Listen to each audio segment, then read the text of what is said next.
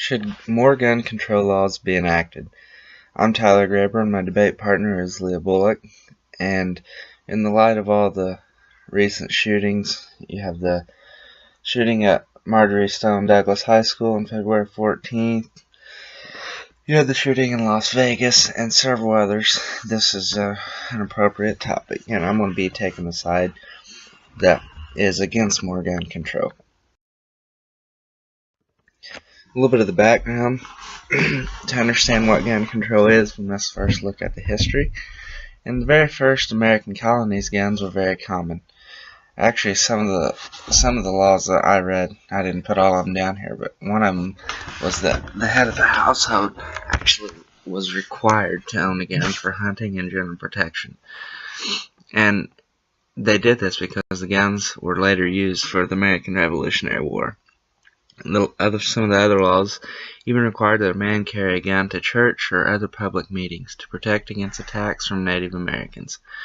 And you can see this little picture I have over here. In 1776, they had a name for those who supported gun control: the British. What are gun control laws? Gun control is a set of policies or laws that would control the regulation, manufacture, sale, modification, possession, or use of any firearms. Many recent shootings have brought this into light.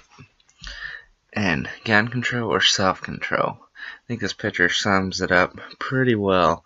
The gun actually doesn't do the killing, it's the person behind the gun that pulls the trigger. It's not the gun itself. And we'll get into this a little bit later. The Second Amendment. The Second Amendment of the Constitution states, a well-regulated militia being necessary to the security of a free state, the right of the people to keep and bear arms shall not be infringed. This protects our rights, period. It's the same as free speech, freedom of religion, and free press. And even a lot of people will pick this apart and say a well-regulated militia, making it in terms that it's a militia that would be required to have guns. But threats are still very real today, ranging from criminals to foreign invaders. You haven't heard much about ISIS lately, but one time that was a very real threat. So it is important that we can be protected. Also, gun ownership prevents more crime rather than cause more crime. The title of these next couple slides are going to be called Do Gun Control Laws Deter Crime? Gun ownership has doubled in the 20th century and the murder rate has actually decreased. I find that interesting statement that where there's guns, actually the murder rate has actually decreased. John R. Lott, author of More Guns, Less Crime, Understanding Crime and Gun Control Laws, stated, states with the largest increases in gun ownership also have the largest drops in violent crimes. This statement can also be reversed by saying states with more gun control have the highest crime rates. And it's just common sense. Criminals, obviously, they do not obey the law. If criminals know there may be someone that's carrying a gun, they are more apt to think twice before doing something foolish. Example of this would be just your household robberies. If a criminal's outside a house waiting to go in, if he knows the homeowner has a gun, chances are he'll move on to the next house. A prime example of a gun control failing is in the city of Chicago and other cities too, like New York and San Francisco, Los Angeles. But I'm going to mainly talk about Chicago here. In 2016, there were over 760 murders in Chicago and over 4,000 gun-related crimes. The city has some of the strictest gun laws in the country. They only allowed concealed carry, and this was just changed a couple of years ago. It used to be a complete ban from carrying any type of gun. Assault weapons ban, they have waiting periods to buy firearms, and they have gun license or permit to buy firearms. And some of these gun laws I'm okay with, the gun license, permits, things like that. I do think that we do need more gun control in a sense, but what's the agenda behind the government that wants more gun control is my thing. Mexico is another prime example of gun control laws not working properly. In 2012, Mexico had 11,309 gun murders. This is almost 10 homicides out of 100,000 people, compared to almost 3 in the United States. I found this interesting. Mexico has one legal gun store in the whole country, compared to 63,709 legal gun stores and pawn shops in the United States. Between 2006 and 2010, the one shop in Mexico sold almost 6,500 guns. Yet there are over 15 million guns in Mexico as of 2012. This just goes to show, even with the lack of gun stores and strict gun laws, an individual that wants a gun can get access to them. Switzerland has some of the most liberal gun laws in the world. This is the opposite side of the spectrum. 1 in 2 people own firearms. Guns are a normal part of life, and children are taught about guns at an early age.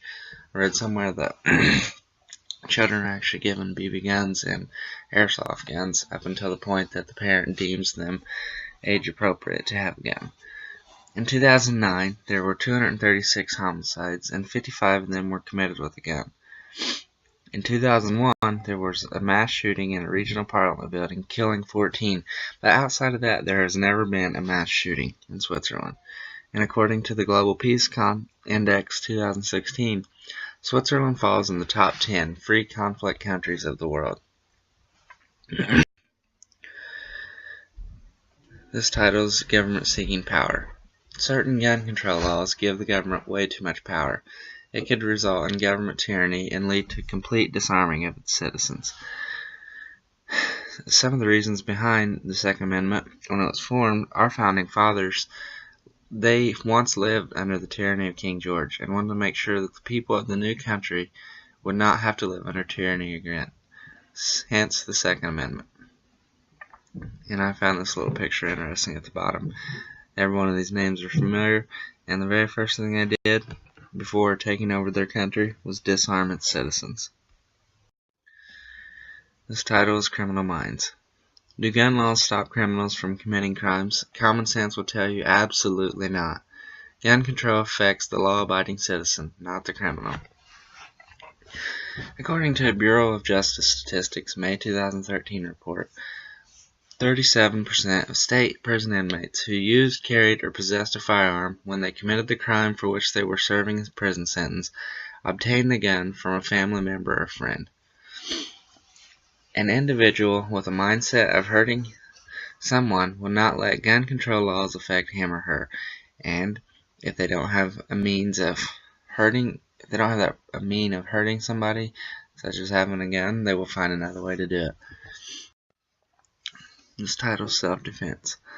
The National Rifle Association says that guns are used for self-defense 2.5 million times a year. The only thing that stops a bad guy with a gun is a good guy with a gun. 48% of convicted felons admitted they avoided committing crimes when the victim was armed. Pew Foundation stated that almost 80% of males and females said owning a gun made them feel safer. What can be done other than more gun control? It starts with the heart of people. A person set on killing people will find a way no matter what.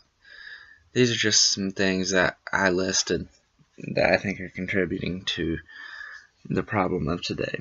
And it comes from fatherless homes. Think of how many young children are growing up without their dad, divorced parents, alcohol, drugs, mental illnesses, bullying in school. And these are just some of the things that could be addressed instead of trying to take people's guns.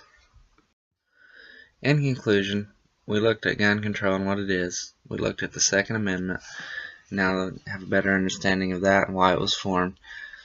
Had a couple slides over Chicago, Mexico, and Switzerland as whether or not gun control deters crimes. Had a slide over government seeking power, self-defense, and what can be done. Thank you for listening.